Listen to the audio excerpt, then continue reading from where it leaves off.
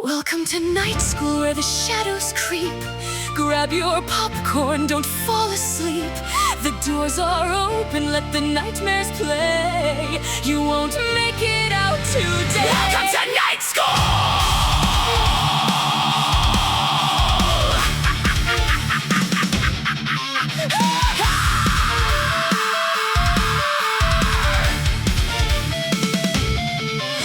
Grins in the dark with your secrets in tow. Creep paints your smile with the shame you won't show. He slashes with style, blood drips by the door. Glorious gore! This is what legends are for. With the click of his pen and a therapist's sneer, he lists all your sins you didn't know were near. Smoke curls like truth in a midnight hymn. Las lecciones del smoking man. Pecados que no se extinguen sin fin. He swears he's not a horror fan, yet he still made the grade. He keeps trying to transfer, but his paperwork's been delayed.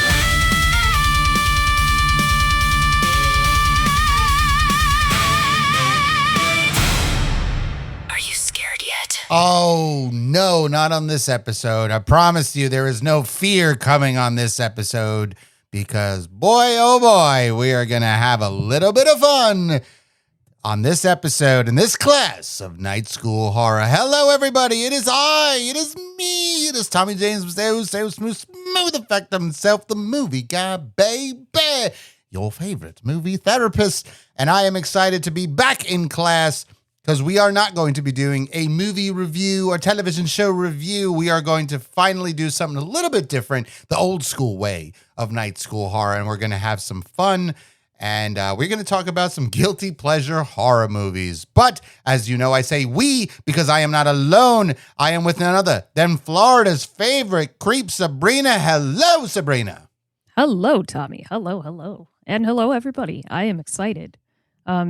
It's interesting because if somebody told me that I could tell everyone what my guilty pleasure horror movies are, some of them I would probably not admit to. Other ones I would absolutely say, dude, you know this too, because it's everyone's guilty pleasure. But that is subjective, but that's what makes it the best. So I'm excited to tell you my guilty pleasure horror movies. Oh, yeah, this one's going to be good. We're going to have a lot of fun. Now, what a lot of people don't know is that this is technically a combination kind of episode, right? Because this idea comes from our other nostalgic-based podcast show called I Killed My Tamagotchi. So all listeners out there, if you like nostalgic-based episodes and nostalgic-based discussions, please go follow and listen to I Killed My Tamagotchi, spelled Tamagotchi like the actual Tamagotchi.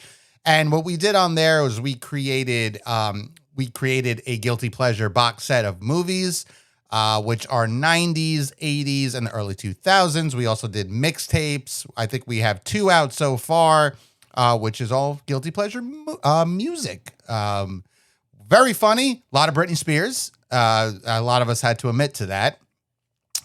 Turns out all 3 guys had a Britney Spears song. So, as you should, though. We should. You're right. I agree. Now, but this time we're doing it here at Night School Horror. We're going to be doing guilty pleasure horror movies. And like you said, there's some of these movies you don't want to admit it, right? You're like, I'm not going to want to tell anybody this. Now, when I say that, it's mostly because it's the horror community side things. You don't want to go around and be like, you've seen this movie? There's a thing in the horror community where they're going to be like, fuck yeah, I've seen the movie. Fuck yeah, I like that movie. It sucks, but I love it. And we're going to find out today some of these movies. You may think some of these movies that I have suck, and I may think some movies you have suck. Yeah. It's very possible. But there are rules to this for all the listeners out there. This is how it works. Now, again, we are creating a box set, but there can only be 10 movies in this box set. We can't go any higher. Okay? We don't have enough on our VHS tape. We cannot put any more movies on this tape to create this box set. But the way it's going to work is Sabrina has brought 10 movies to the table. I have brought 10 movies to the table. We are going to put in 3 each that are automatics. No debating, no discussion. They're going to go in. I mean, there'll be discussion because we'll talk about it, but there's not going to be any setbacks or anybody going, well, hold on a second. They're automatics. They're going to get in. But then after that, that is a total of 6 movies that have entered the box set, but there's still 4 remaining. And in order for that, we are both going to nominate one movie that we have on our list. You'll nominate one, I'll nominate one, and then we will discuss what fits better as a guilty pleasure movie, what story behind it is better, and does it truly fit the box set. Also, if for some reason you nominate a movie that is on my list, it is automatically entered because there's no room for debate. There's no room for discussion. We have agreed. So that will lead me to not have to nominate, and we will immediately put that movie in. So you have your 10. I have my 10. I have my 10. It is time to create the Night School, the first ever, because there'll be more. We always like to create more box sets. Yes. The first ever guilty pleasure horror movie box set from Night School Horror, with also I Killed My Tamagotchi involved in here, because there will be nostalgia. A lot of these movies in my case is a nostalgic base. What about you, Sabrina? Any most nostalgic? I mean, I think I've only got 2 on here that really aren't nostalgic. They're kind of recent-ish. That's fine. But yeah, most of them are nostalgic, at least for me. They stem heavily in my memory of seeing them for the first time and then rewatching them as an adult and being like, yeah, no, I can't really show these movies to anyone because I know they're going to say they suck, but God, do they have a chokehold on me. Yes, and it's exciting to now hear those movies. So we're going to start right off the bat. We're going to start with you. What is the first movie that you're entering automatically into the box set? Tommy, you know me in video game movies. Have a history. Yeah. Are you familiar a little with... afraid where this is going, but yeah. Are you familiar with the House of the Dead? Oh, come on. Really? Put House of the Dead. Yes, I am familiar with that Dead, movie. Sir. Wow, That I'm putting it in right now. automatically goes in for me. Oh, okay. 2003, correct? Yes, sir. Oh, specifically. Oh my God. Yes. I remember renting I'll let this you movie. sit with that for 2 seconds. Well, you know what? I don't even want to sit with it because I want to tell you right now because I need to hear your story on it. But before we get to your story, because I have my letterbox up as I always do. Everybody could go and follow me on Letterboxd. Movie Guy Bay Bad. That's BAYBAY. I gave that movie a half a star. Because it's shit. I remember the video game playing like at the arcades and whatnot. Love the video game. Video was great. This movie is so shit and so bad. Like they have the one scenes like when the characters are killed and they do the spin. When they do like the spin when they die and then the screen goes red. But here's the fucked up part is that I have rented this movie multiple times at Blockbuster. As you should, sir. Times. Let's hear yours. That's a great first addition to the box set, but let's hear why. Let's hear your story. So, growing up and going to Blockbuster a lot, I remember playing this video game very briefly because they had the little cabinet at just my local Blockbuster. It was not meant for anyone to stand there and play the whole thing. It was like, hey, a quarter gets you through maybe half a chapter because at this point I'm like, maybe 8. And I'm like, no, this is fine. I love this video game so much. It used to scare the crap out of me. Okay. So when they made a movie, I'm like, ooh, Mom, can we get this movie? And Mama Ace is like, no, we're not going to get this movie. The game makes you scared. You have to sleep in my bed. We're not doing that. I'm like, no, I really want to watch this movie. And she goes, fine. She rents the movie for me. I watch the movie. And part of me is so scared because I'm like, oh no, I know what's going to happen. I don't know what's going to fucking happen. Like this movie isn't really based off the game except for minute details whatsoever. But I thought it was the coolest thing to see the effects that they had. Not even great effects, but I'm going like, wow, when this guy gets hit, there's a little bit of blood. It's not even a lot. Oh, wow, when this guy gets hit, it sounds like the punch from the video game. Oh, wow, they're doing these cool action sequences towards the end after she, makes it out to the end. She's ready to do some karate kicks. Yeah. Mm-hmm. And it's like, it's almost Matrixy in the sense of like kind of cheese at the end, but it's not iconic like the Matrix. It just is there. And it's supposed to be like, oh, doesn't this make you feel something? And it's like, no, it doesn't. I had fun. Rewind it and do it again. So I remember watching that movie at least a few more times that summer. And then I wind up asking my mom after we got the Wii for the video game. So I had the little Wii blaster, and it's just been Very on my cool. radar since. So House of the Dead 2003 kicked off a weird year for me. And I love it so much. Wow. Oh, man. And often I get the same reaction when I tell people that I love that movie of, but it was shit. I go, yeah, but it's my shit. Very good. Very good. Holy shit. That is a movie to enter. Okay. That is definitely, wow. I here's what's crazy, right? When I was originally putting my list together, I went through my letterbox and I filter it by horror movies, and I'm going down, and there it is, House of the Dead. And I go, fuck this movie. Like I didn't like it in general. But I'm glad somebody did, where they can have fun with it. So that's good. That's good. That's hilarious. And it is now officially House of the Dead has been entered into the box set. Beautiful. So, I'll go next. I'm going to join you on some wackiness right now. Okay. I like the concept we're here with a little bit of wackiness, because I'm going to enter I think you're going to laugh at this one that I'm about to actually put in here, but I'm going to enter the movie Anaconda. Tommy Likes this movie. Tommy. Do you like this movie? I know it's not a nomination. Do you have this But movie it on is your on list? my list. Yes, I will. Yes, fuck yes.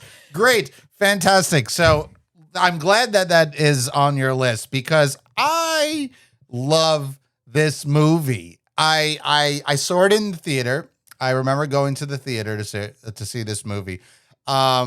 Let's talk about it real quick. Okay, number one, J-Lo's in the movie. Okay, J-Lo like really is getting. This is like right after Selena, right? So she's like, she hasn't really hit that stride yet, but she's starting to come up more.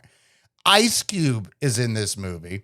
He's really what sold it for me, dude. Oh, fuck yeah, right? Ice Cube and is Anaconda. so great in this movie. John Voight, fucking the Academy Award nominated John Voight, coming here with a South African accent, which is horribly done. With the whole, hold you closer than you true love. And I don't know who behind the camera, he did that and they went, absolutely, just keep going, dude. You're rocking this right now. Director said no notes. No notes. Keep going. Dude, you are South African. He was like, I am Steven Seagal. And you're like, no, you are South African. He said, I am Steven Seagal. I am John Voight. And you went, absolutely. And Angelina Jolie came out of those ball sacks. And that's what we get. Phenomenal. Yep. Owen Wilson is in this movie. He has one of the greatest scenes in the movie because he's in the snake body. I love that scene. I think it's awesome. It's funny and disgusting at the same time, because when you really sit there and think about it, you're like, we are watching him inside the snake's body. Yeah. And I'm just like, yeah, in retrospect, that's really funny. Thinking about it on a practical sense, I'm like, that's fucking terrifying. That is extremely terrifying, but so well But we don't fucking think done. about that. No, we don't. It is, but it was so well done. Like that was one of the only, maybe there's a couple of times they actually use CGI in this movie, because it is an animatronic and a puppet, which did catch on fire, because Ice Cube talks about it all the time. How that fucking thing caught on fire and like they almost died. I feel like that's a staple for any movie like this, where the animatronic has to catch fire at some point. Because if it doesn't, are you really making a movie? Yeah, are you truly making a movie? Who else is in this movie? Eric Schultz is in this movie. Danny Trejo. Danny Trejo's in the beginning of the movie. Yeah. I never forget Danny Trejo, though. I love Danny Trejo. in this, even though it's very short, but he gets his, unfortunately, in the long run. But to see that as an opener is what made me go, wait, let me watch the rest of this movie. Because I Yes. remember I was not sitting down watching this movie by my own will. Most people weren't. Mama Ace had it on TV. Hell yeah. And Hell I go, yeah. oh, what are we watching? And I walk in the room as a kid does just to see what their parents are up to because they're finally bored. And I go, that's Danny Trejo. I sit down and I go, oh, what are we watching? That's a big snake. My mom's over there just like cross-stitching going, I don't know. Whatever's on. This is Like it's definitely her a whatever's version of on a sewing movie. Yeah, this And is I'm definitely just over a there whatever like movie. invested. Oh my God. I mean, we got Jonathan Hyde is in this movie. I love Jonathan Hyde. He was the butler in Richie Rich. Again, Eric Schultz, who was supposed to originally be Marty McFly. He's the actual director of it. And then he's the one that gets the wasp in the mouth. Where what a great scene too, where John Voight has to like slit open his throat and pull it out. What an amazing moment. It's such a but here's the thing, it is not a good movie. It is a very bad, it is a stupid movie. It's very fucking I don't want to say retarded, but yeah, I wouldn't put it in that category. I would say more of just, this is really silly. They're coming off of the concept of Jaws and Congo and all this. And they're like, what if an anaconda was going to get you? And you're like, that is petrifying, because that's a big, one of the greatest lines ever when he pulls out the skin and Ice Cube's, there's snakes out there this big? Like, yes, sir, there are snakes out there this big. And, they just literally did a new Anaconda with Jack Black and Paul Rudd. I watched it. It's not good. That movie, but they've made multiple sequels to Anaconda. But I'm sorry. When we talk guilty pleasure, when we talk about silly, stupid movies, Anaconda has to be in the box set. So I'm putting in 1997's Anaconda. Saw it in the theater. Seen it in the theater. That's wild to me. I still remember the poster. You remember the poster? It's just where it just shows the eyes of the snake. I'll be honest, I didn't see the movie poster because I was. Oh, four you should. when it came out. So you should look at the movie poster because this is what's really great about it, right? So the movie poster is just the snake eyes, right? And back then, a big thing about movies was taglines. One of the biggest taglines is Alien, where it's in space, nobody can hear you scream. The tagline for this movie is, when you can't breathe, you can't scream. Phenomenal. Oh, yeah. That is a sick movie poster. It will take your breath away. These are taglines for this movie. Absolutely fantastic. I love this movie. I don't care that people... It didn't take my breath away, but No, it didn't. I was laughing so hard, so I guess that counts. How about the fact that he gets swallowed by, what's on John Voight, gets swallowed by a snake, spit out again, looks at J-Lo and winks. Phenomenal. Stupid. Doesn't make any sense, but... You can't write shit like that anymore. It's just gold. Perfect gold. So, yeah, 1997 Anaconda with my man Ice Cube in it and John Voight doing an amazing Steven Seagal impression. We're putting it in to the box set. All right. Go ahead, Sabrina. What is the next movie that is automatically being entered into the box set? I love that you said Anaconda because this one plays very hand in hand with it. Lake Placid. Oh, very good. 1999. Okay. Just very Killer good. Croc. Just Killer Croc. I remember watching this movie specifically at a friend's house over a sleepover. And she's like, yeah, let's watch something a little scary. And at that point, I'm like, well, I don't know if you know this, but my mom's been showing me horror movies and I'm kind of a horror connoisseur. I'm like, better than you. Okay, so nothing will really scare me. And she goes, yeah, okay. How about, she was big into vampires. And I'm just like, yeah, no, I'm kind of like over that vampire train already in middle school. But let's watch something on sci-fi. So it's like sci-fi scary. Lake Placid was on. And I remember laughing so hard at some points because she was getting a little freaked out at jump scares. And I'm going to rename this gator Fred.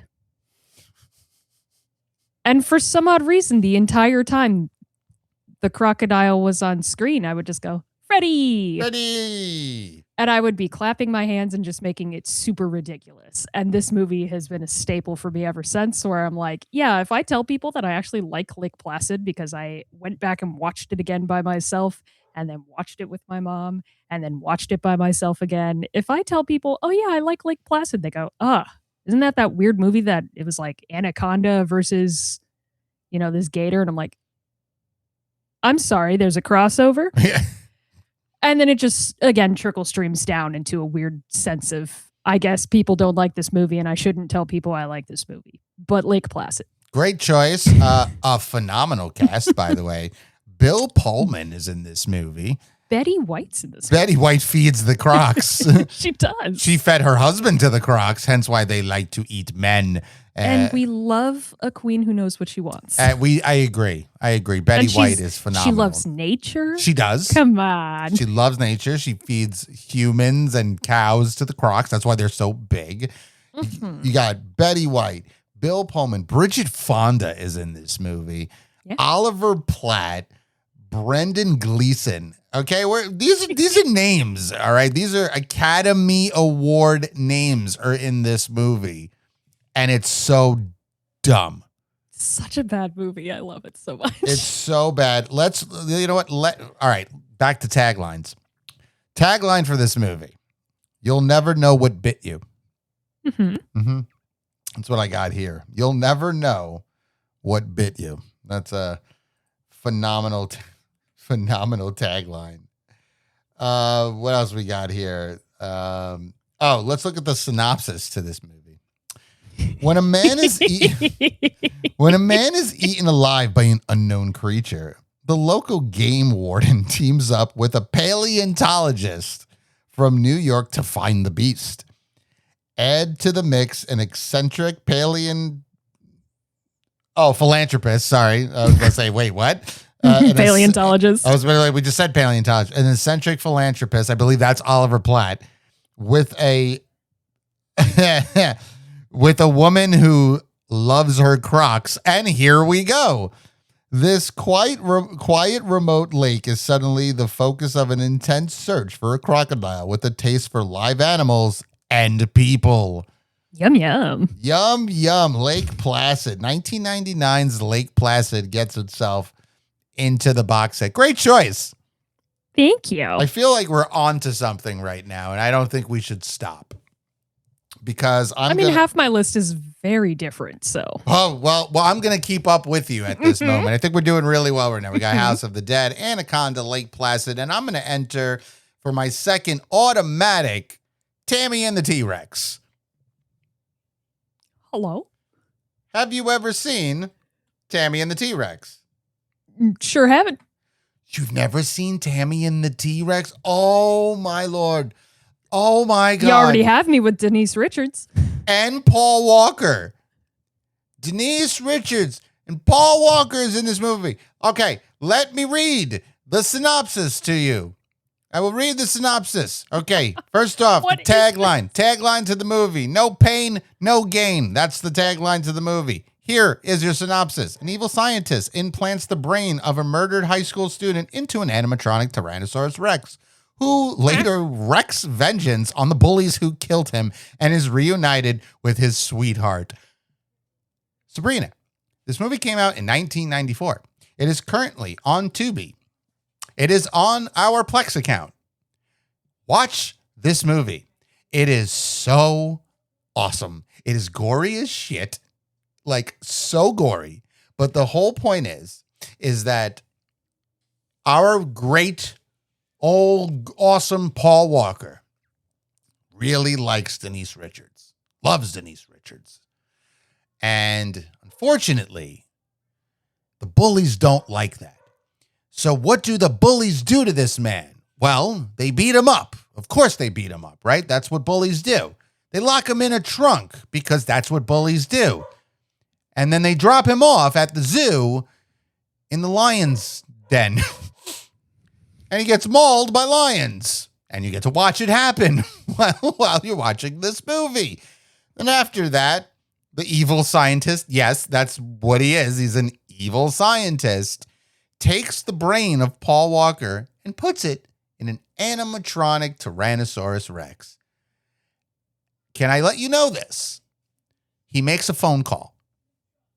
The T-Rex? Yes. He gets to the payphone.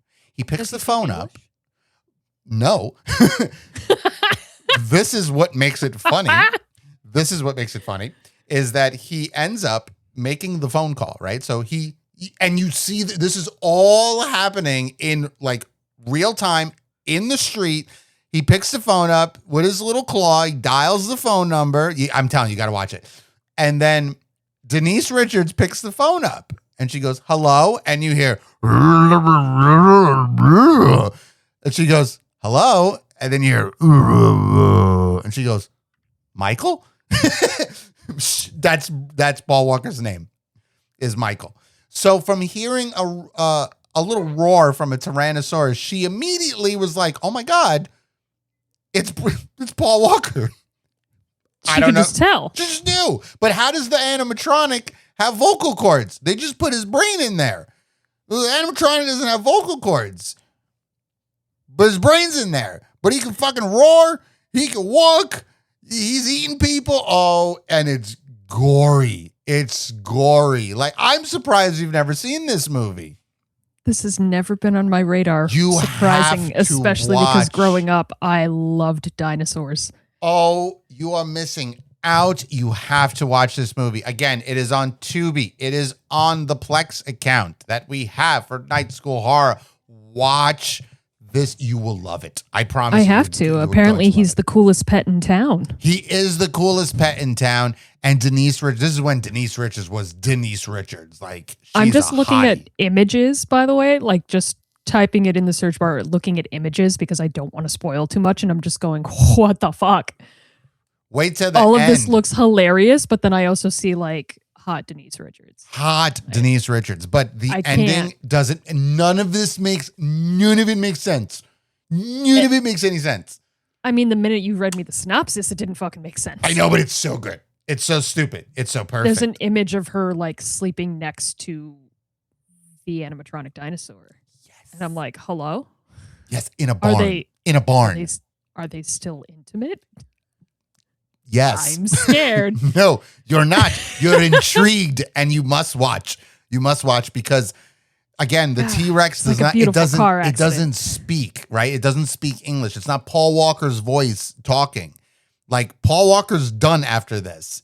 That's it. No more Paul Walker. It's just T-Rex roars and shit, and she's having a conversation. The T-Rex cries. He cries. The animatronic. Listen, he might be animatronic and cold and unfeeling, but he still has emotions. Apparently. You put a brain in him, and all of a sudden now he can cry. What a fucking movie. I'm going to watch the hell out of this. What a fucking movie. Phenomenal movie. I think you'll love this movie. I hope all the listeners out there, I hope you have seen Tammy and the T-Rex. If you haven't, again, it is on Tubi right now. You can go watch it. You do not have access to our Plex account. Sorry, but Sabrina does, so she can go ahead and watch this movie. God, what a great movie. Listen, Tubi, you can make a free account, guys. That's all I'm saying. You can make a free account on Tubi, watch this movie. If you have watched it, indulge with Tommy. If you haven't, join me on this journey because I'll probably post my reaction for Tommy to see because what the fuck is this? Yeah. And we may try to do it like kind of how we're going to do for I Killed My Tamagotchi. If the episode needs... If the movie deserves an episode where it's just wacky old fucking horror movie discussion, maybe Tammy and the T-Rex gets itself a discussion. If you really need to talk about it, there's therapy sessions for those, and I'll let you know. We can do it. But okay, so that well, I'm surprised you've never seen this. Wow. Oh, that's great. I'm glad that I'm putting a movie on there you need to watch. Listen, that's why we have Night School Horror. It's also so I can learn. And that's why I love it so much because this is another one of those things, Tom, where I'm like, you know what? These guys teach me something every time. And I'm so excited about it. Sometimes I'm less excited about it. Like your other tangent of movies that you keep trying to get me to watch and I still haven't. Thank God.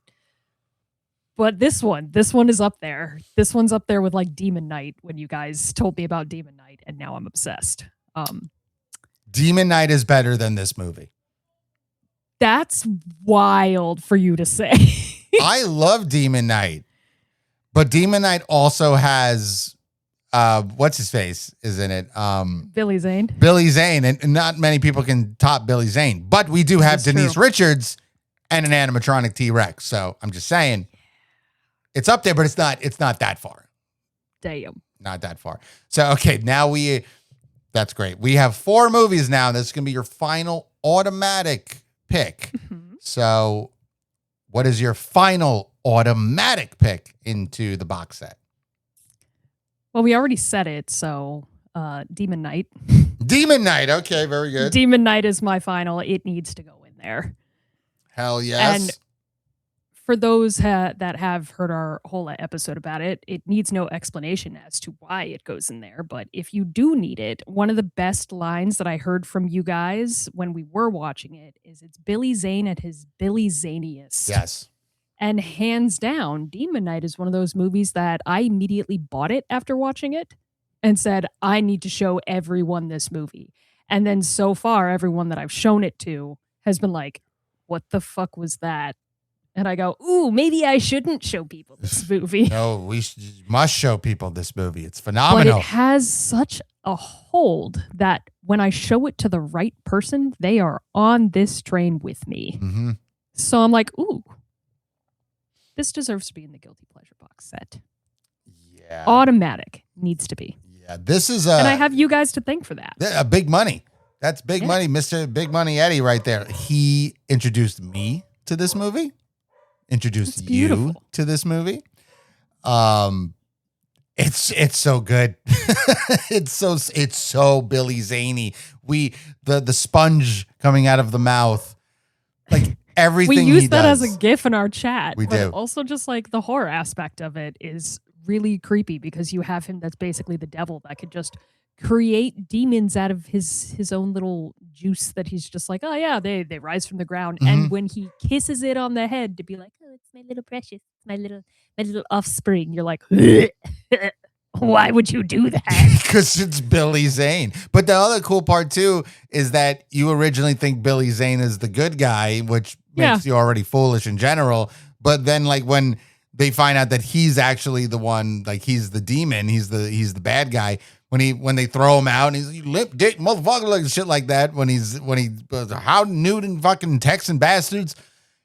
Yeah. He's just so he's just so good in that movie, and he literally steals the show, and it has a great cast, but he steals it is him. It's all him. Mm-hmm. He is the selling point of that movie. Everyone else does a great job supporting him, but he sells that movie. I agree. That is a worthy entrant into the box set. Wow. Tales from the Crypt, Demon Knight. If you haven't seen it, you're missing out. You're missing out. Hands down, you gotta watch it because I want to know who my other weirdos are for our group. Anyone that doesn't like Demon Knight, I want a full explanation as to why. 2 pages, single spaced, please. Thank you. And you do not disrespect Billy Zane. Billy Zane cannot be a reason why you didn't like it. No, he can't. He can't because he's the best. Yes. He's the best. He has a child, and he is great in this movie. I keep forgetting. Always remember, Billy Zane. I have a child. I have a It child. just happens to be a weird demon thing that I And kiss on the head. so ginger. Okay, so there it is. That is your final automatic pick. Demon Knight gets in. Now my final automatic pick. This one, we are reaching now. We are going crazy, right? So I'm gonna keep the crazy train going. Shout out to Ozzy Osbourne. I'm going to enter for my final choice. Ernest Scared Stupid. Now, I'm Yeah? assuming you have seen this movie. I have. Very good. We're talking about everybody's favorite Jim Varney as Ernest. Everybody loves Ernest. He's a big, weird, wacko dude. But in this movie, I'll let you know right now, this movie scared the crap out of me when I was a kid. That troll scared the shit out of me. Like, holy crap, did it scare the crap out of me. The tagline for this movie, a comedy so funny it's scary. Ernest against the evil demon trolls. You can't go wrong. You just can't go wrong with this. It's so stupid. It's Ernest. But it scared me as a kid. But I love this movie. I watch it every single Halloween season. This is a must-see. It is a phenomenal movie. Everything about it, great. Practical effects, great. Is there gore in it? No. But these little children get turned into wooden, like, figures. Scared the crap out of me. How do you defeat the troll, Tom? How is it possible? You throw milk on it. That's it. Ernest finds out. Just throw some milk on it. Sabrina, what are your thoughts of this movie? You know, kids and their milk, Tom. They don't want to drink it. They don't want to drink, but it's a good source of calcium, and I think that's the whole takeaway of this movie. Yeah. So drink your milk. Drink your milk, and you won't have to worry about the trolls coming to get you. So, what do you remember about this movie? I can completely understand why those trolls scared you. Scared the shit out of me. Based on what we know about you and your horror history. We will have an episode on that too, so. As we should. 100%. I can understand why those trolls scared you. I was more disgusted by them. They were gross. I was slightly afraid of them, but just because the way they looked disgusting. I wasn't really like, oh my God, I don't want them to show up. Oh, I don't want them to show up. I don't want them to show up now. I mean, whatever. I've got milk in the house. All right, well, at least you're protected. Well, we need Ernest, though. We don't have Ernest.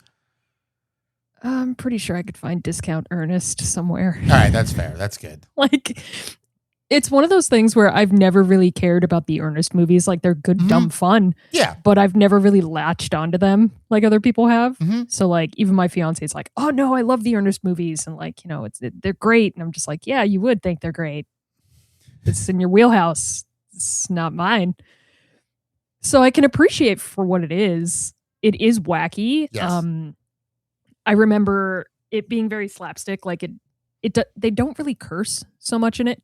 They don't. I don't even think they like curse at all. Ernest was mostly a kids type of movie, which is wild because when you say it's like a kids movie, but then certain audiences are like, I wouldn't show my kid Ernest, and it's like, well, his curse words are like butthead, yeah, and stupid. So it's like, yeah, it's great. I always felt like it was a little too. I don't know. Like, it's not stupid to me, like bad stupid. It's fun stupid. Yeah. But fun stupid to me doesn't always translate well. So this movie never really like did anything for me. Didn't do nothing for you, huh? Not really. I love it. I love it. Now here's the thing. I'm not a big Ernest fan.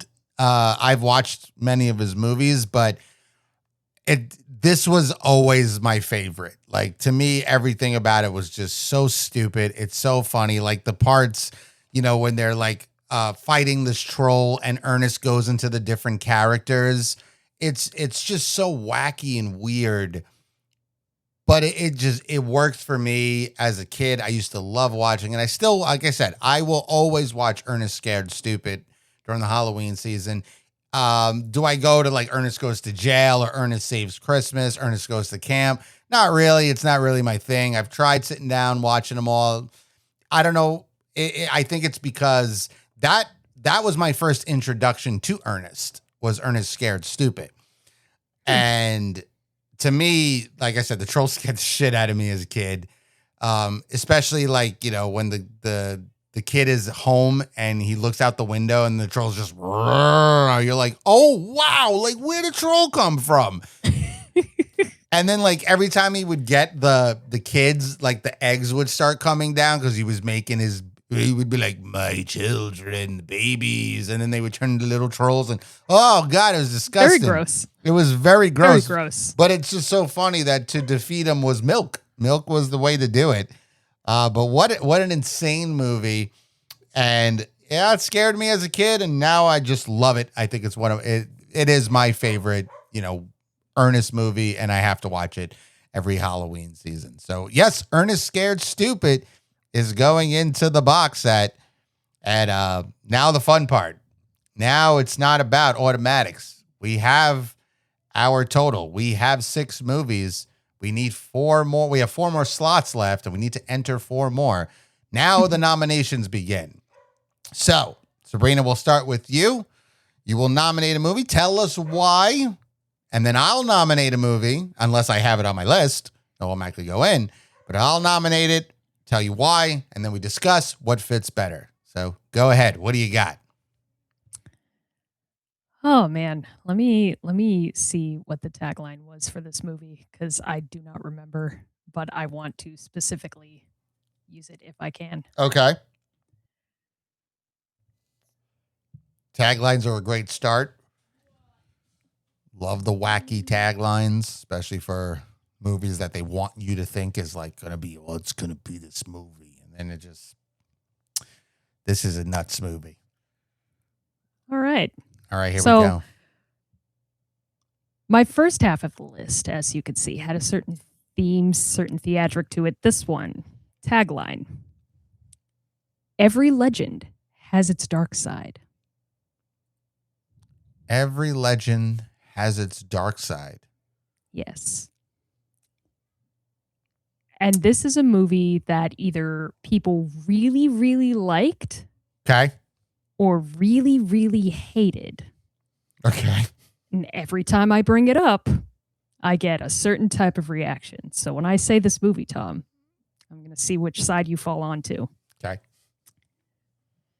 2003, Darkness Falls. It's on my list. It's on your list. It's Oh on my God, list. yes. Yes. It's Yes. on my list. It was actually going to be the film I was going to nominate. Really? Oh, that's Yes. fantastic. Throw it up there. Automatic. It's in You it. even said we might not match. And the first one you threw out, the Tooth Fairy movie?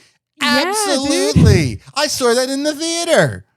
I remember seeing, not in theater because I wasn't allowed to go because the rating and I have to have an adult with me and I'm not, adult then worked.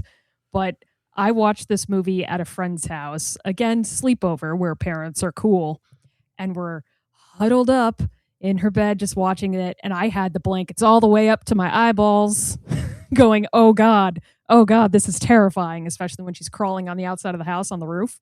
And all you see is the shadow. And I'm like, ooh, I'm in for it. I'm going to piss myself. And now I go back and I rewatch it and I go, ooh, maybe it didn't hold up so well. But I'm still going to watch it. Oh my I God. love this movie. All right. Okay. Now, are you ready? I got a story for this fucking movie, and I was so excited to tell it too. And I'm glad that now it's automatically making it. Okay. So that is the tagline you have. The tagline that they have on Letterboxd is an eye for an eye, your life for a tooth. Okay. So I went, this was a Valentine's Day movie.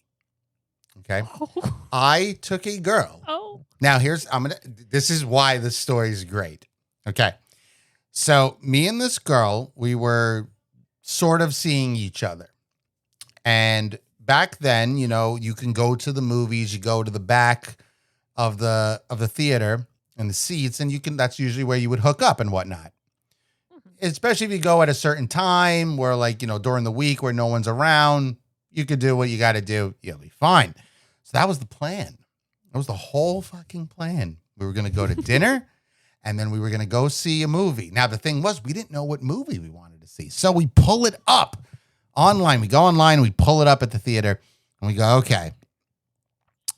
There are some movies that we were like, well, obviously not that one because there's going to be a lot of people there. So we'll touch that. And we come across something called Darkness Falls. Here's the best part. We don't read what it's about. Beautiful. No clue. Just because at that blind. Think about it. It didn't matter what it was about. We didn't care. We were going there to do kissy kissy. So we go and we choose Darkness Falls and we go into the movie. Now the lights are on. There's people there. Not a lot of people. Yeah. The lights go off and I'm like, all right, I'll wait a couple of minutes and then I'll make my move. Wait a couple of minutes. I start to make my move because at first, the beginning of the movie is the kid pulling his tooth out. Mhm. And I'm like, oh, it's this stupid ass one. So I start kissing. And then the scene happens when she shows up the first time. And Sabrina, let me tell you something. This was the last time me and that girl went on that date, like ever even spoke.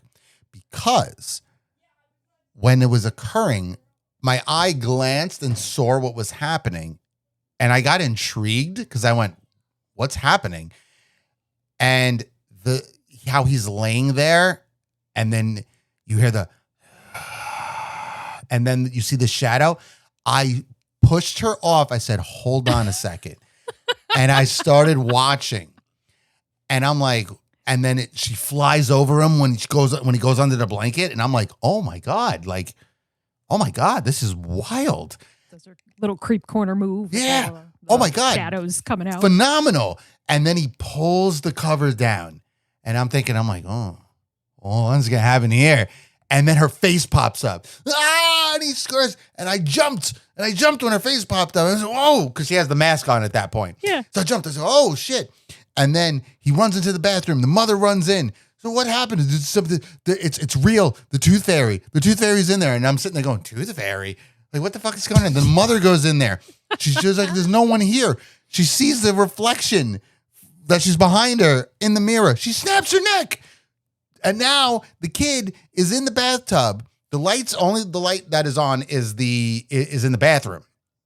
And the fucking thing is on the top of the ceiling. She can't go in because the light is what makes her go away. And I looked at the girl and I said, I'm sorry. I'm interested. And I was locked in that whole movie. And she was like, we literally chose this to like kind of hook up. And I was like, and I've till this day have said this when I tell people to watch this film. I've told people one of the best first 20 minutes of horror. That is peak horror. That is good. It is creepy. It's scary. It can legitimately fuck with you. Like it sucks you in immediately. Oh, so what? And then it just takes a nosedive. Like so bad takes this nosedive. And when the movie ended, because then we get to see her face, just the little like creepy face or whatever. That didn't bother me. But the concept was actually pretty brilliant. And the girl looks at me and she goes, so we stopped all of this for that. And I told her, I'm like, did you see the beginning though? The beginning was awesome. It scared the shit out. Like, I'm saying, oh my God, like that was really great. So that relationship didn't work out because she was like, you chose a movie over hooking up. And I'm sorry, it dragged me in. I was locked into that shit. What a again, it's not a good movie. No. First 20 minutes, peak horror. Phenomenal. They did a phenomenal job. That shit was scary. I cannot believe that it was on both of our lists, though. Like, it's one of those things where I'm just so surprised. Not in a bad way, but it's just, I mean, when we do these things, we come into it and like, I've known you for a few years now, and I kind of can gauge where you go with things or where you can gauge where I go with things. But I'm just like, when it comes to movies, we are similar, like that it's a Venn diagram, but it's so different in a sense that I'm like, oh, we'll probably have like maybe one, maybe. So the fact that this one's on yours too, I'm like, hot damn, I knew we were friends. Darkness Falls. Hell yes. And not only what makes it great is that this is the first time we've actually ever matched, like even when we did on I Killed My Tamagotchi, first time we ever matched. This is the one I was going to nominate. That's crazy. So it's even funnier. So there it is. Darkness Falls automatically gets in. No need to disagree because yes. It's just going. Yes, absolutely. Fantastic. Wow. Oh my God. Cheers, man. Cheers for that one. It's a good one. I got to rewatch that. I haven't watched it in so long because it's not good. I got to get Doug to watch it because I got to get Christian to watch it. He's told me so many times. He's like, oh yeah, I didn't grow up with horror films. So like, I don't really know. He knows Lake Placid and all those movies and like Anaconda. But when I get into like the gritty ones like this, where I'm like, oh yeah, Darkness Falls. He's like, what? But it is such a good concept. I even said, I'm like, Killer Tooth Fairy. And he's like, I don't follow it. I'm like, Mm-hmm. don't worry about it. Don't worry about it. It's already added on my list. We'll watch it. Like even the beginning when they tell the story is Mhm. creepy as shit. But Mhm. like what's insane, and that's why I say like The it- Legend of Darkness Falls. it takes such in a Maine. yeah, it's in Maine. It takes a nosedive because I just feel they didn't know what they had there. They have a Nope. very good concept. The concept with the light, that makes sense. The tooth fairy only comes when you're asleep, all that shit. But And they do that first- again in another movie of like, what was it? Lights Out. Lights Out. It's the same concept, but a different beast. And the But end Darkness of the, Falls did it first. they did it first, and the end of the movie, which is great because in the poster it shows that they're in a lighthouse. Mhm. So like it's really fucking good. It's good in the sense of you have such a great concept. It's just like I always say, like with Pixels. Pixels is a amazing and perfect concept and just a terrible execution. This movie is a great concept and an amazing beginning. Like the beginning, like I really don't draws you in to I just will make you fight- sit there. I will fight anybody till this day. I have told people that are just like, I love horror. Have you seen Darkness Falls? No, I've never seen it. Okay, this is how it works. The first 20 minutes, that's it, 20 minutes, peak horror. Good Mhm. shit, scary. Like, I felt uncomfortable watching that scene. Yep. In the movie theater with him, taking the blanket off or her flying over, breathing on him, hearing the like that. And you don't even see the face reveal at that point. No, it's just a mask. just but the they, mask. they do such a good job with it. And then again, and then I even tell them, I'm like, just so you know, it does take a nosedive. Like it goes whoosh, really fucking bad. Oh man, I gotta watch this movie. I think we need to do an episode on Darkness Falls because I would agree on that. I Especially would love to if, watch it again. One of our other cohorts haven't seen it, then I would love to get their take I'd on love it. to get Mr. Even if they A-Town to can't. watch it. Ain't gonna happen. Even no. if they can't, you and I could just do an episode about how much we love Darkness Falls and how Yeah. bad it is. I would definitely. I'm We'll mark it 100% on down. our list. I would love to do a therapy session for Darkness Ugh. Falls. 1,000%. I need don't, some therapy and I for won't have to Darkness tell Falls. my story again. But yes, again, this movie was originally a Valentine's Day date to hook up, and the first 20 minutes locked me in to where I didn't even care. I didn't want to hook up with her anymore because I was like, no, and the best part is the whole time I'm going, no, it's going to be like the beginning. Something's going to happen. It's not. gonna be good. It's gonna be Like, good. no, it's And it not. It's wasn't. not good. But the first 20 minutes, just congratulations, Darkness Falls. You're in the box set. You made me probably, I guess she was a bitch in the long run because I'm a movie guy, baby. And she wanted me. Yeah, probably people are out there like, you fucking, call me a little I mean, wimp what a and shit. fucking fitting story, though, because again, you are the movie guy, but it's also one of those things where I chose a movie over pussy. that relationship didn't work out specifically because look what Darkness Falls did. Yeah. So it has to be a good movie I- by virtue of it I just not bought happening, the right? fucking thing. When that shit I would came hope you did. When that You movie certainly didn't came buy hers. out- I didn't buy her. When that movie came out, I remember going to Best Buy and buying it. Like, Did you yep. pay full price for this movie? Yes. Yes, I did. Proudly. And keep in mind, I ended up showing, and I'm glad we're still talking about it, but I ended up showing my mom this movie, right? Because at this point, I was in high school, so I'm still at home. This is 2003. I was like, Ma, you gotta watch this movie.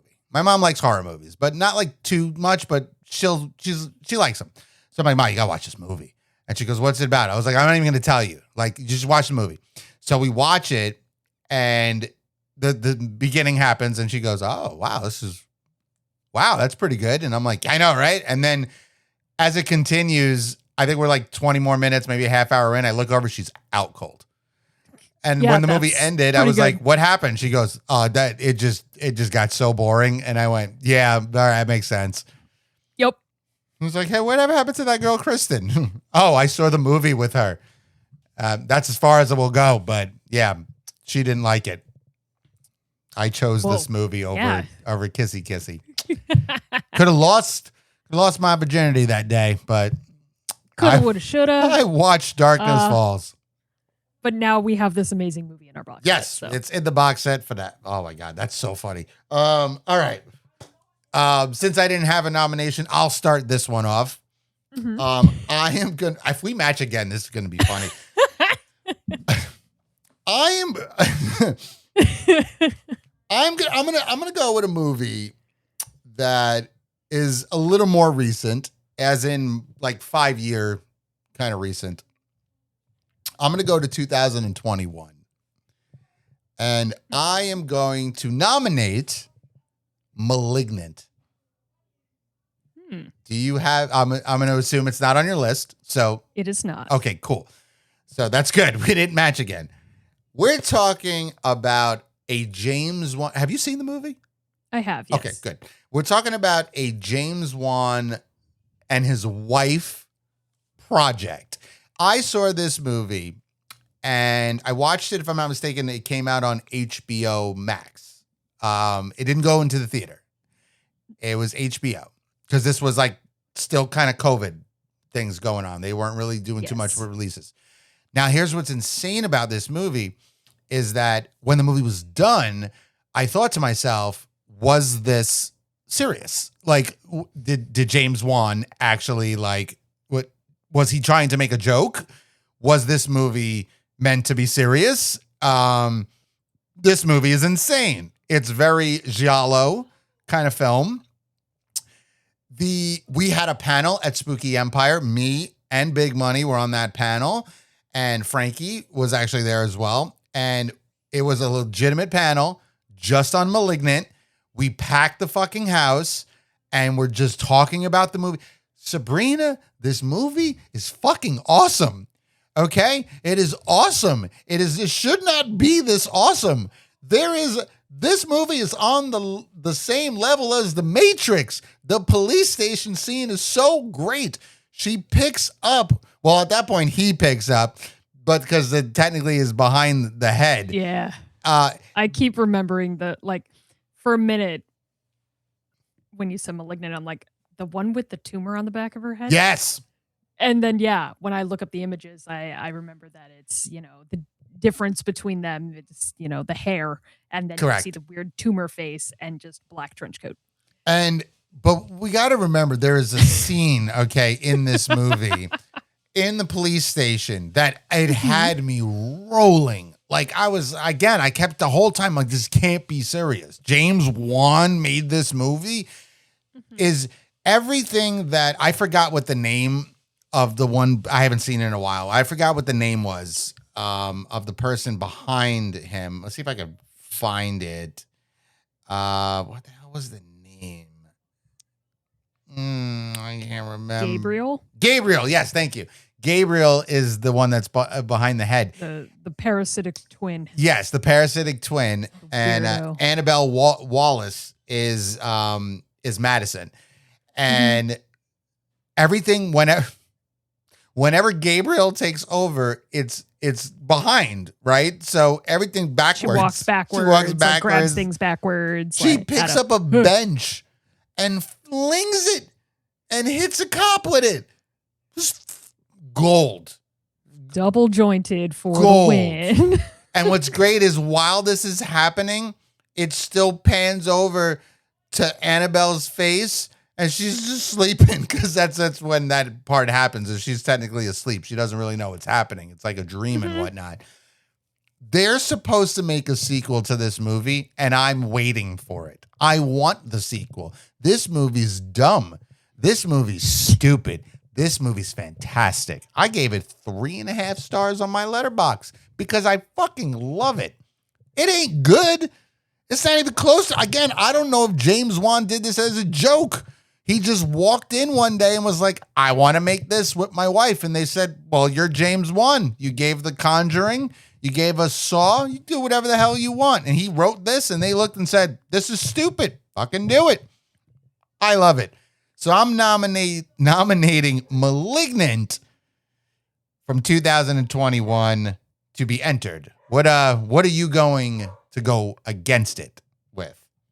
First of all, that is a solid entry. As you know, I forgot about Malignant, and I would say that's for good reason because I liked it in the first half, and then the minute we're introduced to Gabriel specifically, I'm like, wow, well, this just okay.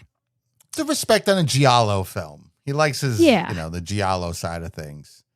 And 100%, I can understand this as a nomination. I can appreciate your nomination.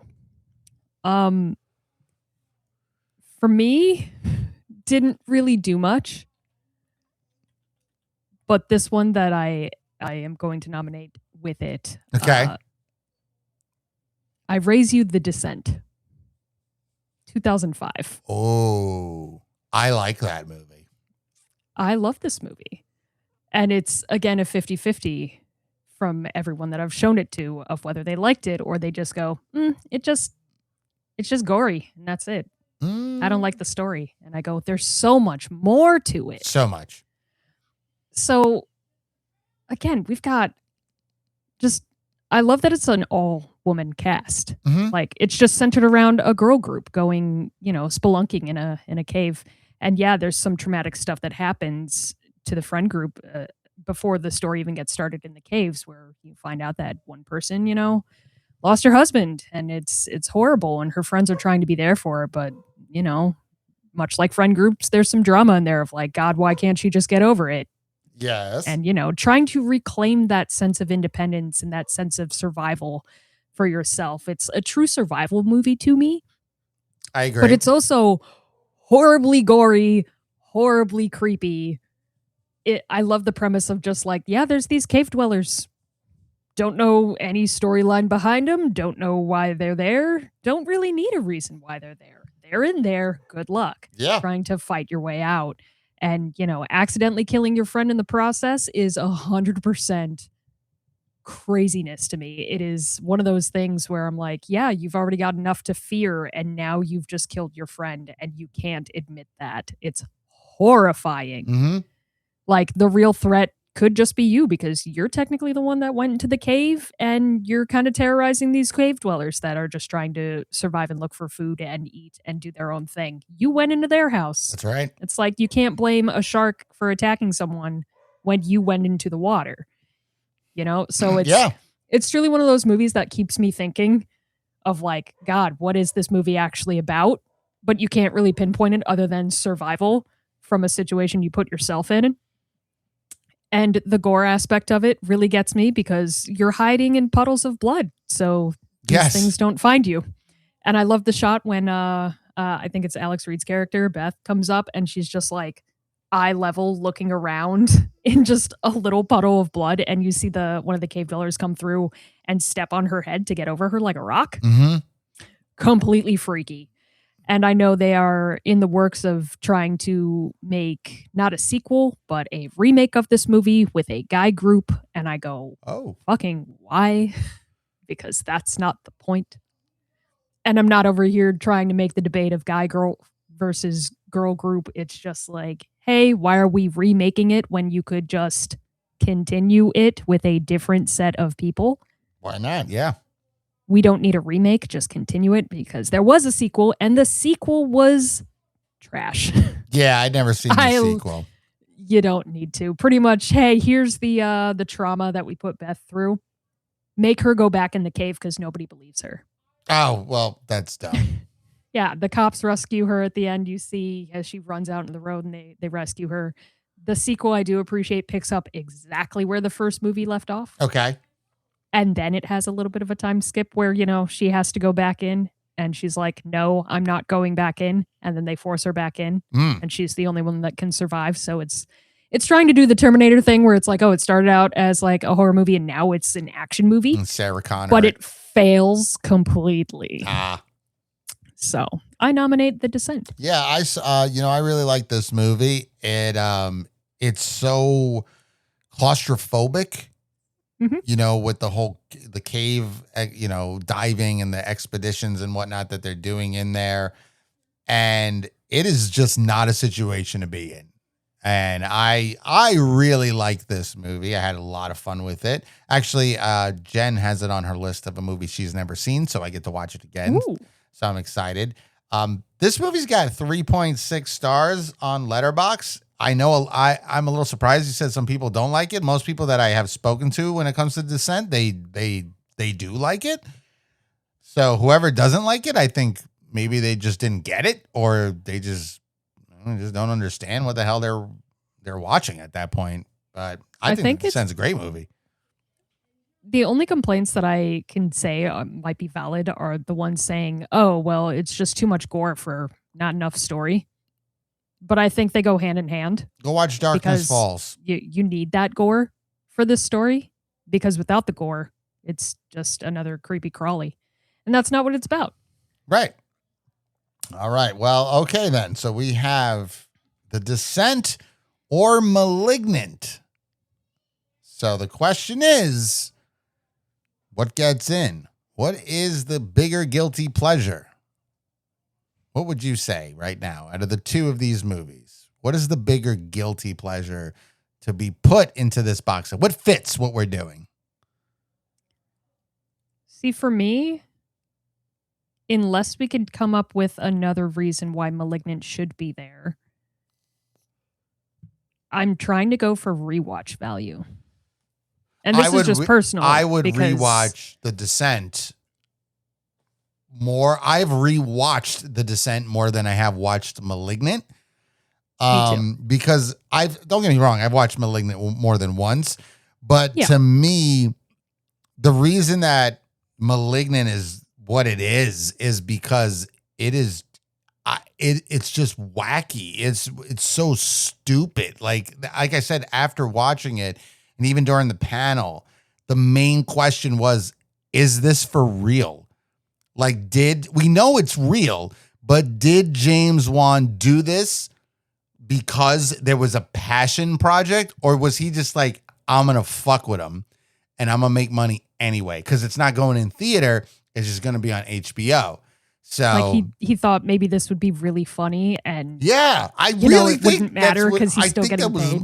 If I ever get a chance to meet James Wan, I got two things to say to him. One, fuck you for Bathsheba. That's facts, number one. And number two, dude, was Malignant? I know he did it with his wife, and she's actually in the movie. But the second question is like, when you wrote that movie, like, was it supposed to be just like, fuck it, let's just make a movie? Or were you like, no, I am passionate about this? Question I'd love to ask.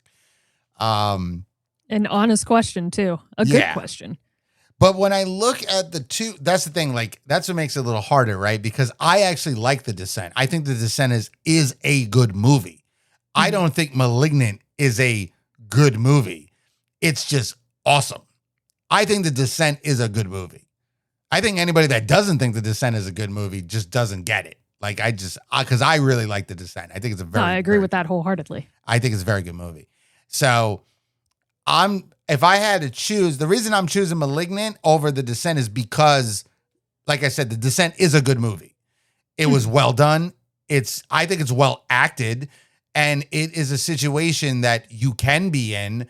It is not a situation I'd want to be in, and you feel it. You know what I mean? When you watch that movie, like, you feel the claustrophobia, you feel the fear going on. It's wild like that. Malignant is just fucking retarded. Like, it is fucking insane. That is never going to happen. And it's just too silly. So, I would say Malignant. The question is would you change? Because if not, then we got to leave it up to social media. Let them decide.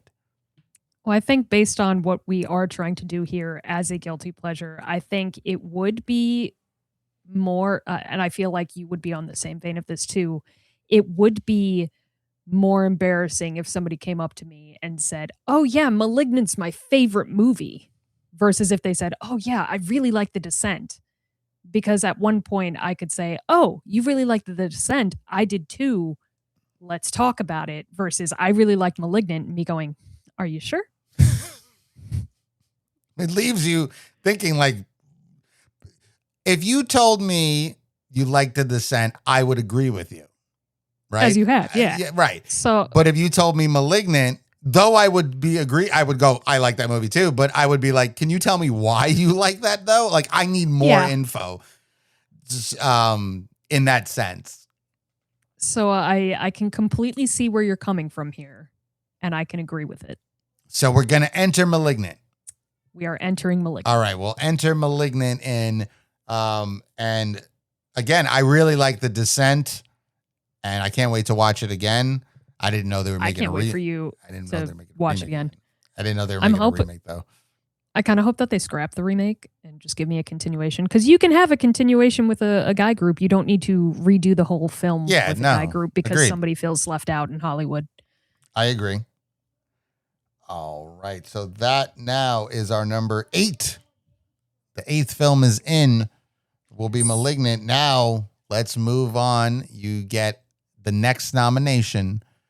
What are you nominating for the 9th film? What's getting in? Well, what's going to go as nomination? It might get in if we match again. That is true. What do you got? Let's see. So, don't know how to approach this one because it's a sequel. Okay. So instead of getting the immaculate Texas Chainsaw Massacre 1, I'm nominating Texas Chainsaw Massacre 2. Okay. Okay. Specifically because it takes on a little bit more of a campier side to Texas Chainsaw. It really drives the series into what it is and what it isn't. There's the dividing line between what we got was horrific from the first one to now we've got the whole family in the second one, and we don't really know how to take it. It's still gruesome. It's still horrifying. We still have a cast of characters that makes this entertaining to watch. But you're also going, how serious is this right now? Yeah, this movie's wild. Bill Moseley's in this movie. He is. He's Chop Top. So I absolutely love that you get the family from this movie. You still get Leatherface, but the family in this movie truly shows that Leatherface can take a back seat and still be a Texas Chainsaw movie. He's just the one that's binding everyone. So you don't get, the scares from the first one of you have one villain and we're trying to face this one villain. This is a whole ass family where you're like, hold up. I don't like any of this. I don't like where we're going with this. Like the Sawyer family is just so creepy in its own right, but also so campy by the way that they interact with each other. Yeah. So it's not a movie that you would be stoked to see again, but it's memorable enough that you do see it again. And I truly enjoyed it. So all right. Texas Chainsaw Massacre 2 is my nominee. Massacre 2. Okay, cool. Very good. I'm flowing with you at this point, and I'm gonna put a sequel in too, a multiple sequel. This movie, you picked Leatherface. Well, I'm gonna pick another horror icon. I'm gonna nominate Jason X. I fucking knew you would. I'm gonna nominate it, Jason X, to go. I need you to know real quick, Tom, Yeah. before you get into it. Yeah. When I told my fiance I was doing guilty pleasure horror movies and I was thinking through and bouncing ideas off of him and writing down, he just went, you know what? I would probably put Jason X on mine. I said, you fucking would, you weirdo. Not me. So why and wouldn't here you? You are. Why wouldn't you do it? It's one of those movies for me that it pissed me off more than anything. So it's not me going, ooh, I'm going to watch it again because it was so bad that it's funny. Because it pissed me off so much, I go, I don't need to watch that again. And it's not unless I visit my mom or my fiance wants to watch it because he thinks it's so bad that it's good. Where I'm like, yeah, I guess I'm going to watch it again because it's just on and I want to hang out with the people that are watching it. I myself would never put that shit back on. Ever. But 100% I can understand why you just nominated that shit. So here's what. All right, here's the thing with Jason X. One, I saw it in the movie theater. Okay. It was the trailer that originally grabbed me. I had zero interest in this movie. But when you watch the trailer, when he upgrades to that like Terminator like Jason, and you hear, let the bodies hit the floor. And I was like, I am in. I'm going to see this shit. This movie's just fucking bad. Jason in space. It is fucking terrible. It does have one of the best kills in the Friday the 13th franchise in general, with when he takes her head and puts it in that freezing fucking thing and then smash her head. Smash. That's a phenomenal kill. I would say if not, it definitely top 3 in the franchise in general. Could be, to most people, could be number 1. But this movie's fucking stupid. Everything about it is retarded. Like, there's nothing special about this movie.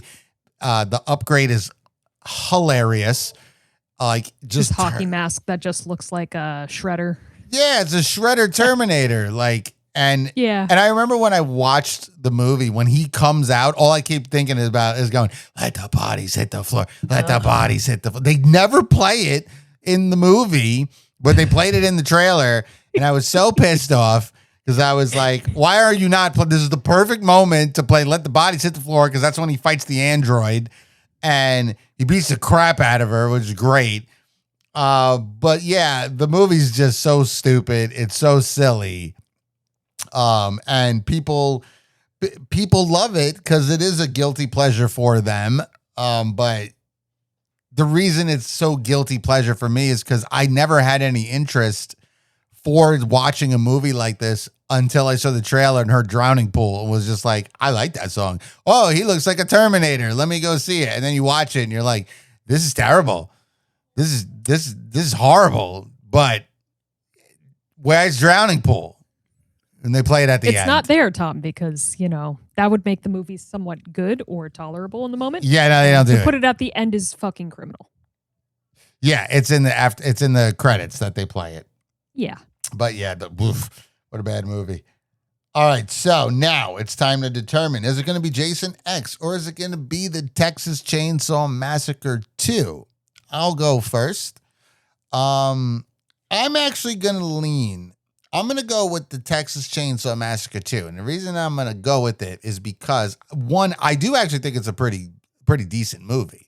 It's definitely better than Jason X. There's no doubt about it as a movie-wise.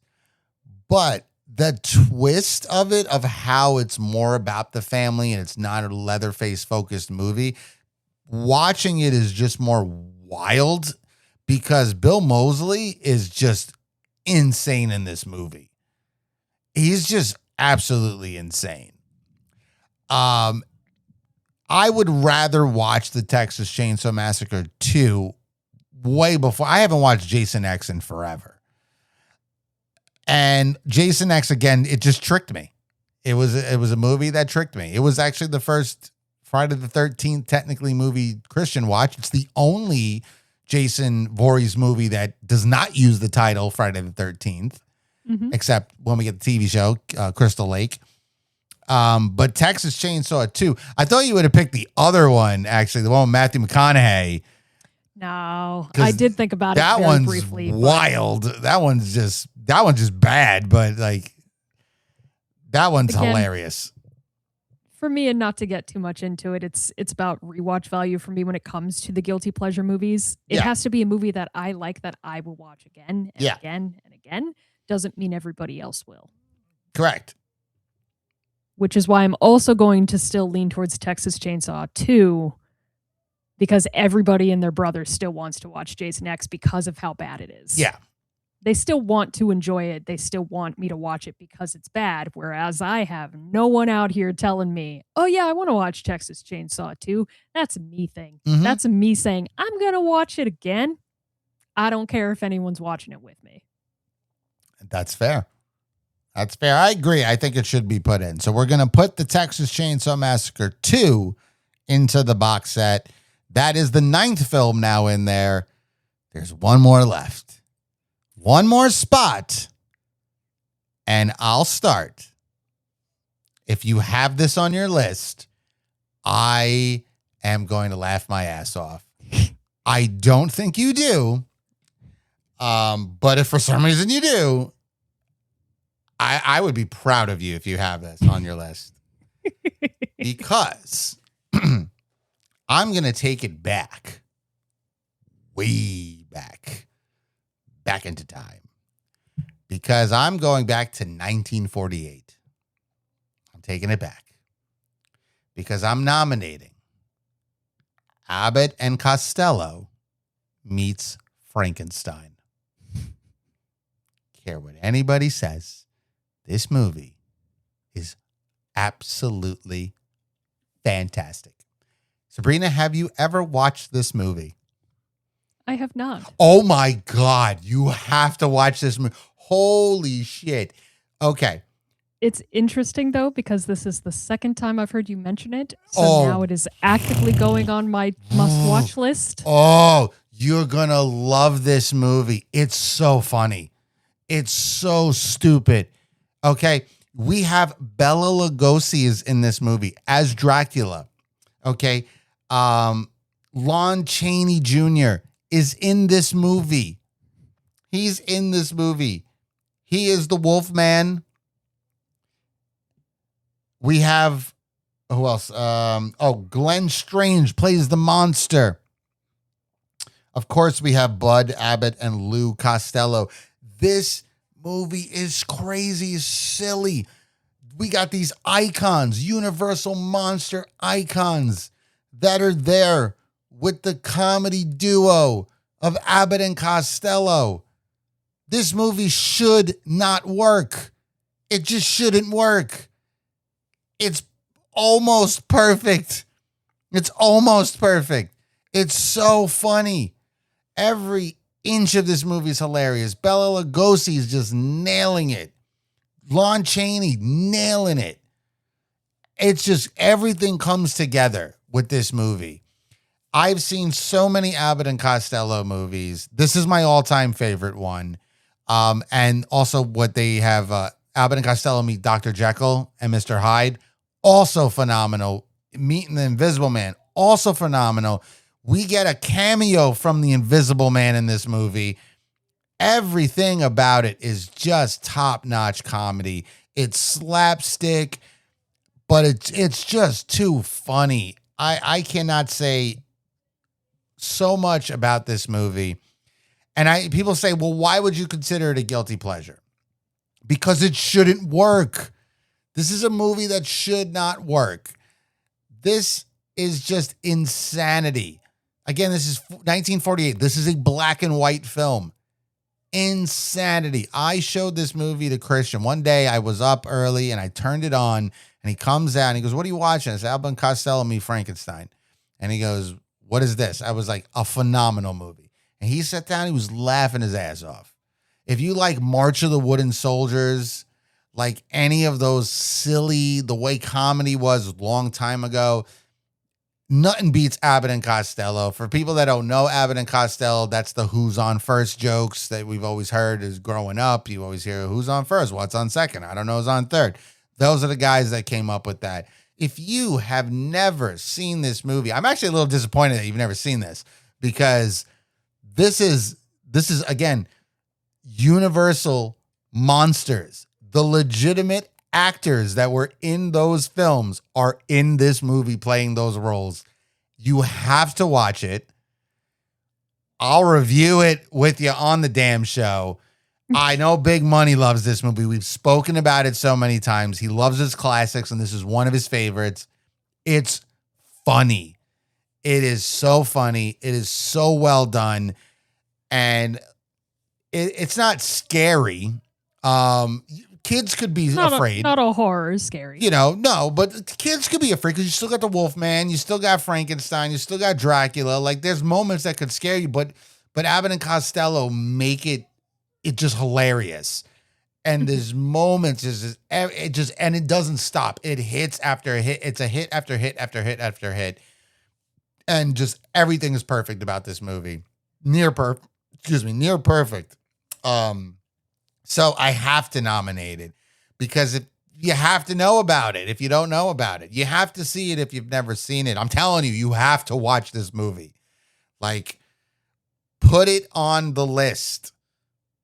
I absolutely did. Put it on your list, and I need you to put it above. Figure out where to stream it. Put it above Tammy and the T-Rex. You watch this movie. This is classic. Watch this movie before you watch Tammy and the T-Rex. I'm trying to get it up on the Plex account because I want to watch it again. It's not easy to find.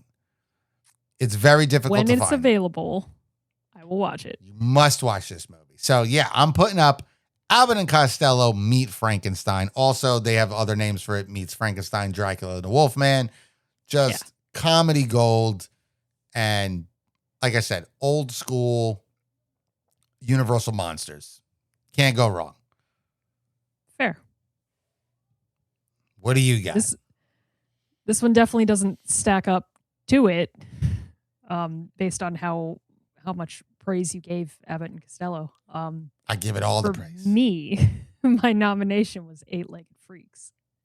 We did. We spoke about Eight-Legged Freaks on an episode. We did a whole episode of Eight-Legged Freaks and how we would redo it or what we would redo, which was a very fun episode, but I still have all of the rewatch value and the guilty pleasure of watching Eight-Legged Freaks over and over and over again, as it is just that horror sci-fi, bringing it back to Lake Placid and Anaconda. It's just one of those. Sure. Here's a big, dumb monster movie. And again, kind of with a nice cast. We got David Arquette. Yes. Who, in his younger days was essentially that Hollywood hot comedian. Scott Terra, Scarlett Johansson. Yeah. We had some runners in here. Dougie Doug. Yes, Dougie Doug is in this movie. I love Dougie Doug. And it's just one of those big dumb monster movies where it's kind of a play on arachnophobia, which arachnophobia almost made my list. But when I thought about how long it's been since I saw Arachnophobia versus how long it's been since I watched Eight-Legged Freaks, it's been a minute, and I definitely watch Eight-Legged Freaks more than I do Arachnophobia. Mm-hmm. But this being a spoof on it was the perfect mix of like, hey, this is supposed to be scary into comedy. So for it to be a horror sci-fi, I think it should be horror comedy instead. But it does have that sci-fi element of here's just a big dumb thing that is small that is now big. Yeah. Try to fight it. But with our cast trying to truly just act the crap out of this, we do get some funny campy moments where it's like, hey, this is trying to be an action film, but it's also trying to be, funny. It doesn't take itself too seriously. For this to be anyone's favorite movie, it's more like oh wait, are you talking about that dumb funny spider movie? And it's yes I am. Yes, I absolutely like the spiders. I absolutely hate spiders. I would say that I have some scale fear of them, probably some form of arachnophobia. I won't call it that because I'm not a medical professional, but it will paralyze me to be in the same room with one that's big enough to, fuck with me. Sure. This movie, though, does not faze me at all with spiders. I think it's hilarious. I think it's one of those movies that the rewatch value could be for anybody. You don't have to like horror to watch this movie. But it certainly helps That's that true. if you like horror, it's a movie that you will rewatch over and over again just because you're like, this is so dumb. This is so dumb. And I love that it's dumb. I love everything about it. Yeah, that movie is I love dumb. the different types of spiders that it focuses on. Mm-hmm. I love the whole bit with the trapdoor spider where that's supposed to be like, oh, that's the big bad because you never know where it's going to be. And it's like, it's a spider, dude. You could figure out where it is. You could kind of figure out what a trap door in the middle of a fucking shopping mall looks like. Sure. Maybe. Why? And I love that they play it also kind of like a zombie movie where it's like, let's all hide out in the mall. Yes. Where it's like, but there's spiders. Yeah. Why would you want to do that? Yeah, there's spiders. They can crawl around in the ducts. Like, there's still spiders. Mm-hmm. Arachnids. They're going to do what they want to do. That's right. So 100% I nominate Eight-Legged Freaks. Eight-Legged Freaks gets nominated. So it's Eight-Legged Freaks. 2002 going against Abbott and Costello Meet Frankenstein 1948. I'm going to let you know right now I'm not budging. And I can completely understand why you gave it such high praise to where I do need to go watch this movie. You do. If I find out it is streaming somewhere or I can find it before it goes up on Plex, I will 100% watch it for context. When there isn't a way for me to watch it right now. So I have limited frame of reference just based on what you're saying. Because again, I have to take myself out of the nominations and just look at it as the base level as far as societal levels for guilty pleasure movies. Yes. When you tell me that this movie is bad and good and it's a classic and people love it, I'm still in the back of my mind saying, right, but is it one of those movies that if somebody said, hey, I really like this movie, would somebody say, why? Or would they say, oh man, that's awesome. I love that movie too. So for Abbott and Costello and Eight-Legged Freaks, I feel like I still need a little bit more convincing. I think so. Because for Eight-Legged Freaks, if somebody again comes up to me and I still love this movie, I Yeah. would still say, "Why is that your fucking favorite? It's trash." And they could tell me they love trash, and I would agree with that wholeheartedly. Sure. But so far, the high praise that you gave Abbott and Costello meets Frankenstein, and you're even telling me, Big Money loves it. He does. Okay, so that leads me to believe that other people that also appreciate this type might come up and say it's their favorite, and I could say, cool. Stands to reason. These people love it too, and I admire these people's opinions. So I'm still going to say Eight-Legged Freaks. Still going to say Eight-Legged Freaks. Well, you know what that means. I'm not going to budge. You're not going to budge. And you give a good point, too. I could budge, but I'm not convinced. You don't right know. now. You don't have to budge. You don't have to budge because you make a good point. You do. Abbott and Costello Meet Frankenstein is a widely well-liked movie, right? But not many people have also seen that movie. And the reason that I put it in the guilty pleasure section of horror movies is because it's a comedy horror movie. It's not a horror movie, but we have the horror icons in there. And there are, again, little moments that could scare you and whatnot if you were younger, especially back in 1948. I've watched The Wolfman and Frankenstein and Dracula, up to date now. And I'm like, bah, that wouldn't have scared. But back in the 40s, I'm sure that would scare the crap out of you. So I feel in this case, we're going to have to leave it up to the listeners and to social media. We're going to give them the opportunity to decide what is the better guilty pleasure movie. That's going to be the key here. It's not what's the better movie, because that's obviously Abbott and Costello. But the question is, what is the better guilty pleasure movie? Now, it's very possible that Eight-Legged Freaks could pull it out because everybody's going to be like, what? Abbott and Costello meets Frankenstein's phenomenal movie. I don't consider it guilty pleasure. So it will be up to the listeners to determine this. We'll give them the option. They'll make the decision. And that final decision will allow that movie to be the 10th movie to enter the box set. So there it is. Don't budge on your movie. I don't budge on my movie. And I think that's absolutely fair. We have now completed the box set. Well, the box set's not completed. We only got 9. We're going to let everybody else determine from there. But we have a list of movies here. Wild and crazy. We matched on a movie, which is the first time ever doing this has been done. Well, we matched on 2. What else? We had Anaconda and Dark. Oh, that's right. Right. We also matched on Anaconda. But for nominations, we matched, which is crazy. Crazy because it's the movie. Is it crazy? So this is what we have so far. This is what we got so far in the box set. We got 2003's House of the Dead. What a terrible movie.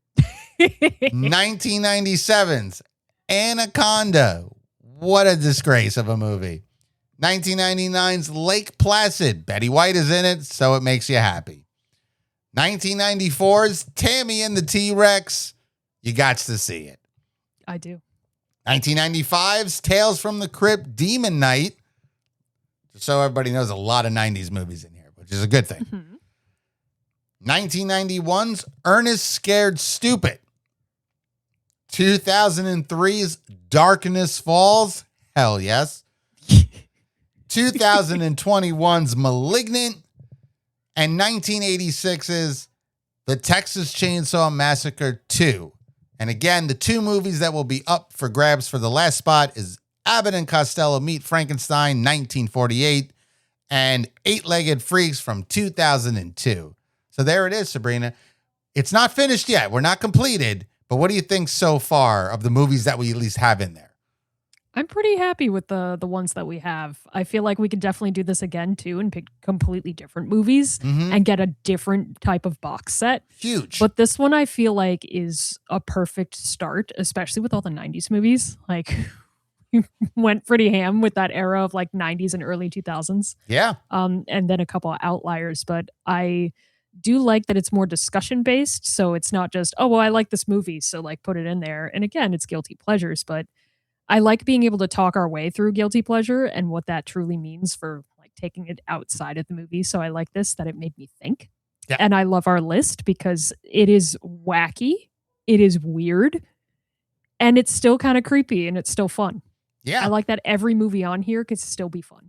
Yes, and that's very Every single one. important. That's very important, especially for guilty pleasure type of movies. And like I said, like you said, there we can make more box sets. This is just number one, and this is just guilty pleasure. There's so many other things we can do, slashers and possession ones, different type of box sets that can be created. Just thinking possession. There's so well, there's. I don't want to talk about her movie. My favorite. There's so many great ones that we could talk about, but we'll get there. There's so many. There could be sequel box sets. That can be back again, guilty pleasure ones. So many other ones that we can do and create from here. But like I said, there's still one more slot left. 2 movies remaining. It's up to the people to decide. By the next time we record, there will be an answer, and the movie will automatically get in, no matter what we do. No matter if we kick, scream, claw at them, it's not going to change. We're allowing it to leave it to the people. But that is it. We are done. It is time to say sayonara. It is time to say goodbye. You need to go watch Tammy and the T-Rex, and I need to get Albert and Costello Meet Frankenstein up on our Plex account. And then within maybe another month or so, we need to rewatch Darkness Falls, and we got to talk about it because I can't believe you had it on your list. And again, I was going to nominate it. Whatever movie you were throwing out, I was like, Darkness Falls is going first. And you said, Darkness Falls. Get the fuck out of here. Hell yeah, Darkness Falls is going in. So that's fantastic. So, yes, it is time to say goodbye. Sabrina, we will start with you. Oh, man. This was so much fun. And I definitely have some homework to do. I've got some work cut out for me. But I did write down a couple of these movies where I'm like, oh, I just got to go back and rewatch it. Or I just got to watch it for the first time. Definitely Tammy and the T-Rex, Abbott and Costello Meet Frankenstein. I'm super interested in watching these films. And maybe it'll change my mind. If it makes it in the box set, I'll have a better understanding. If it doesn't make it in the box set, at least I will have watched and probably enjoyed it. And if I didn't enjoy it, I still get to come and talk to you about how crappy some of these movies are. Yeah. But once again, I absolutely love that this is the setting in which we've created where I can learn a lot just from being here and still have a lot of fun with it too. And it's giving me a lot of nostalgia for some of these movies. I did have some honorable mentions that I put on A B-sides that I could not mention on my list because I'm just like, I just don't know where these would fall in yet. So I definitely see another box set happening in our future. Sure. But had a lot of fun with this today. And I can appreciate every single one of these horrible movies. It sparked an interest in me, and it sparked my joy for terrible movies once again. So until next time, I'm going to go watch some terrible movies and stay creepy. All right. Thank you, Sabrina. And I agree. There are some really terrible movies on here, but there also are some really good movies too. Man, definitely go watch Tammy and the T-Rex. Now see, when you watch Albert and Costello Meet Frankenstein, I think you're just going to like the movie too. Like, yeah. I think it's not going to be one of those. You're going to be like, well, you might even say like, I don't see it as a guilty pleasure, but it is actually a really good movie. So, because it really is a good movie. But again, it is so difficult to find right now. So hopefully we get it up there. But yeah, go watch Tammy and the T-Rex. Rewatch Darkness Falls. As I go ahead and rewatch Ernest Scared Stupid and House of the Dead. God, I hate that movie with a passion. I think it sucks, but it deserves to be in the box set. There's so many different box sets we can come up with, and we'll continue on from there. So my name is Tommy James, Mr. Oh So Smooth. It's been great. It's been fun. It's time to go. The bell needs to sound. So we'll see you next time. Peace.